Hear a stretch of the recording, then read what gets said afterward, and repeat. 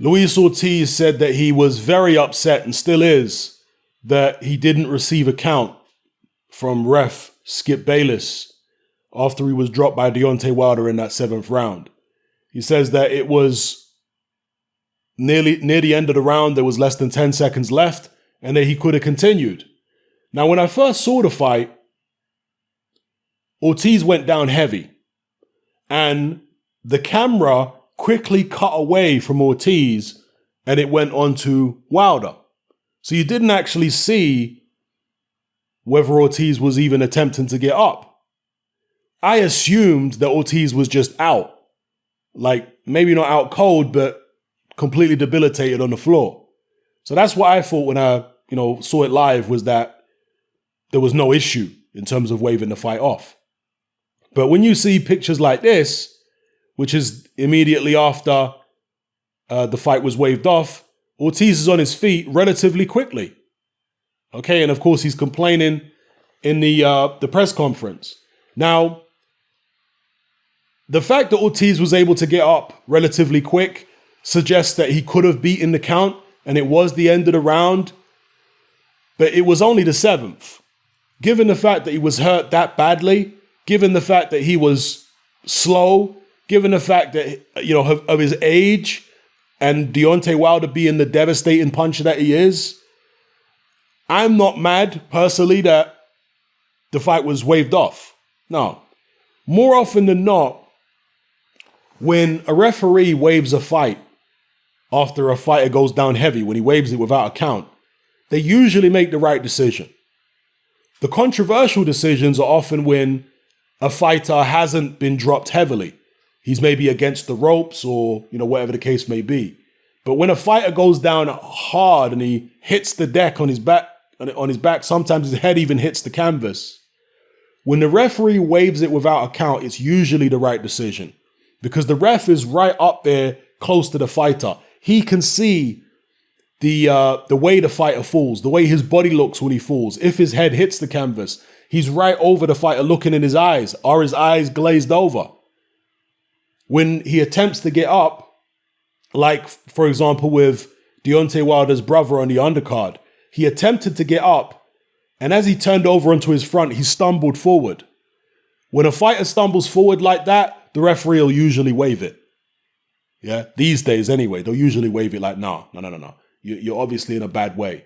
If a fighter's able to just get up without like stumbling forward on themselves, then sometimes they'll get the benefit of the doubt. And it also depends on the circumstances of the fight, who the fighter is, their history, etc. So when it comes to the Tyson Fury, Deontay Wilder 12th round, where so many Wilder fans are complaining that Fury, even Wilder saying that if the same referee who reffed this Ortiz fight was reffing the Fury fight, Fury would have been waved off in the 12th as well. Well, it's not quite that simple. And of course, Deontay Wilder is suggesting that Fury shouldn't have got the opportunity.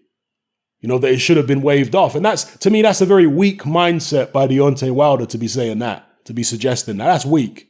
Because clearly it was the right decision by Jack Reese to let the fight continue because Fury was able to continue and actually win the rest of the round. So kind of weak mindset there from Wilder to be, complaining about Jack Reese. Tyson Fury's eyes were not glazed when he was on the canvas. It was the 12th round of a fight many people felt Fury was winning. It wasn't a 7th round like, with Ortiz. Fury's not a 40-plus-year-old man. It was in the 12th round of a fight many thought he was winning, and therefore Jack Reese wanted to be 100%, and it's a world championship fight between two unbeaten fighters. Ortiz already been knocked out by Wilder before. Yeah? Fury, unbeaten. And he has a history of being able to get up off the floor and continue in fights. We saw that against Cunningham. We saw that against Pikich. So Jack Reese had to be sure. He looked into Fury's eyes. He gave Fury the full count and Fury was able to continue. It was the right decision. Clearly, because of the way Fury finished out the round.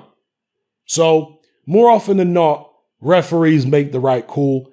I've personally got no issue with the referees calling this Wilder-Ortiz rematch. I got no issue with it. Yes, Ortiz managed to get to his feet and probably could have beaten a count, but we've seen a lot of tragedies in boxing this year. The last thing we need to see is another one. He's a 40-plus-year-old man. They were only midway through the fight. Deontay Wilder had lots left in the tank because he hadn't been throwing many punches through the first 6, so he could have come out in the next round and just finished Ortiz off. He'd already beaten Ortiz before. This is a guy he'd recycled as an opponent, right? So I don't have any issue with Kenny Bayless stopping the fight without a count. To me, it was only a matter of time before Ortiz got knocked out. The way he was fighting, coming forward, slow as molasses, no head movement, walking straight into Wilder's shot. I mean, recipe for disaster right there. And at his age, no, can't take no chances. Ken Bayless did the right thing in my view. It's a judgment call. Refs are never going to get the judgment call right every time. And there was one fight, which some people talk about, which was the Danny Jacobs-Pirog fight. And at the time when I saw it, again, I thought it was like the Ortiz fight. When I saw it live, I thought, okay, Jacobs got knocked out like properly, nearly out cold. But when I watched it back, after somebody told me that it was a bad call by the ref, when I watched it back, I actually saw that Jacobs was far more coherent on the floor against Pirog than I first thought he was live.